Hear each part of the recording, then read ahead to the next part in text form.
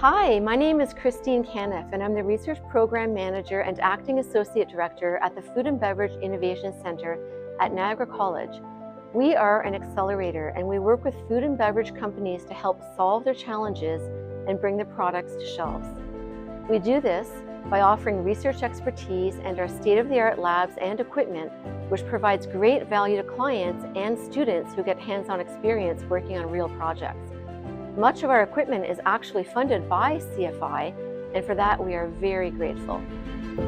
At the Food and Beverage Innovation Center, we have a well-equipped product development kitchen, molecular analytical equipment, beverage analytical laboratories, and a HACCP-certified beverage pilot plant that enables us to support the food industry in many different areas.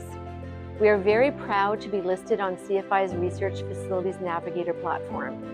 It's a great resource for companies that provides access with a one-stop shop to research institutions across Canada. Thank you to CFI's investment in our Innovation Centre, and on behalf of the Niagara College community, congratulations on the 10th anniversary of launching Navigator, and we look forward to continuing to drive research and innovation excellence across Canada.